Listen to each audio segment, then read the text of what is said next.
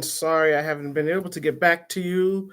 We're going to part three. Today is about delving into electric company where they raise the prices on the consumers and we have no recourse.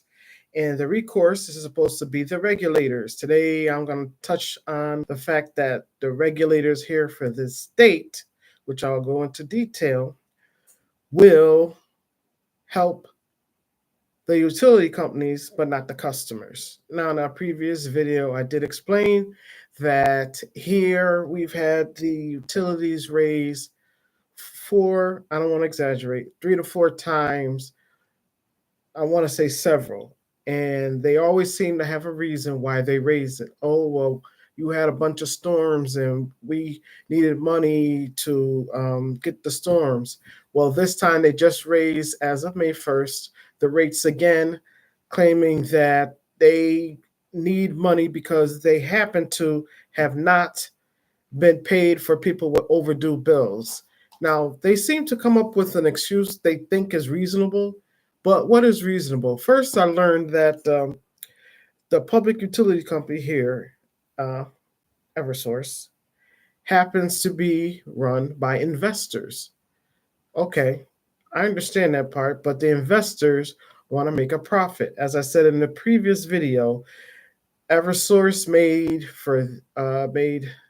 last year in 2023, I believe it was 11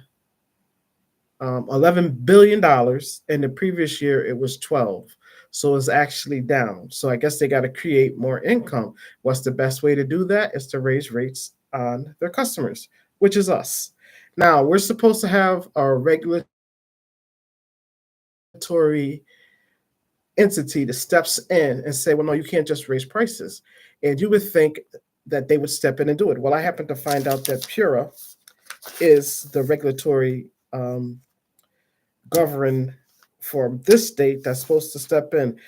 Pura is Public Utilities Regulatory Authorities, and it happens to be governed by three commissioners. One is the one who's running the commissioner, which is a uh, um, Marissa Gillette, I think the name is, and two is two other commissioners. One was actually the previous commissioner. Go figure. Before they brought her in. By the way, she comes from Maryland.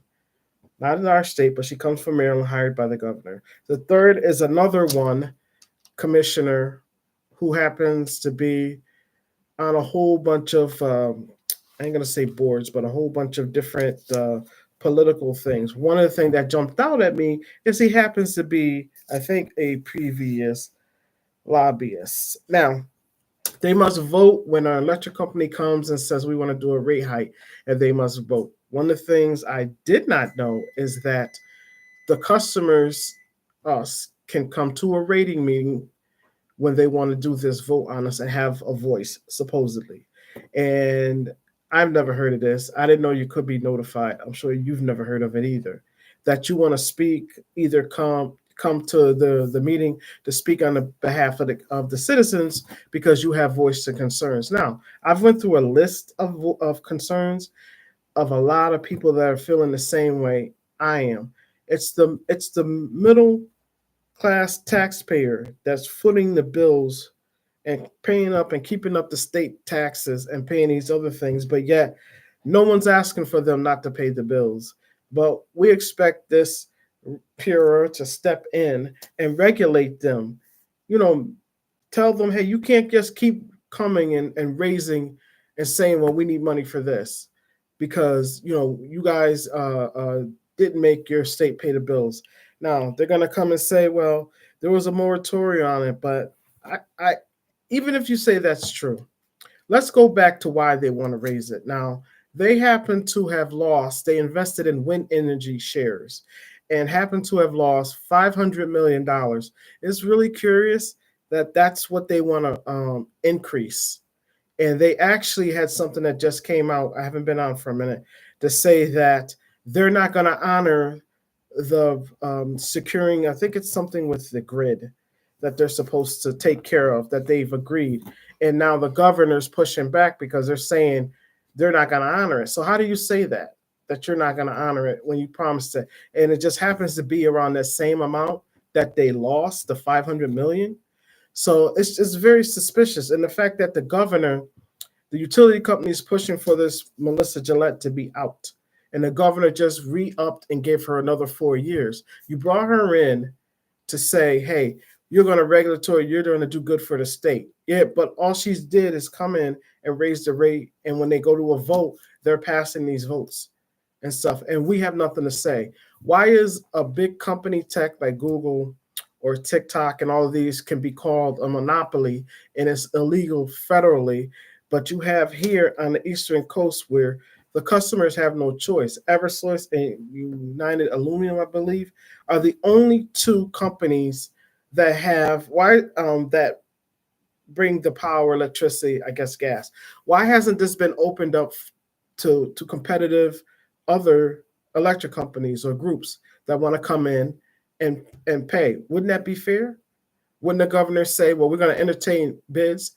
Now the governor's arguing with them, saying he's going to make them pay the 500 or so million that they promised to upgrade the grids, but they're saying they're not going to honor it.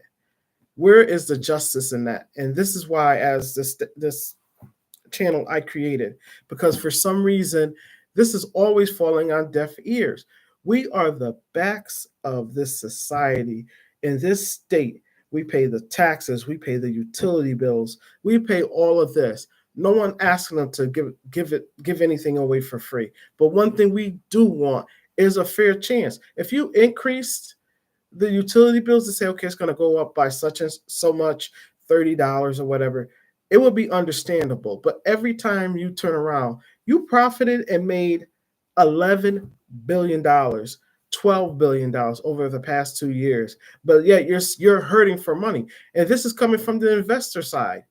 But it's not fair for the citizens. And to form this group, Pure, which is supposed to help regulate, but you're not regulating.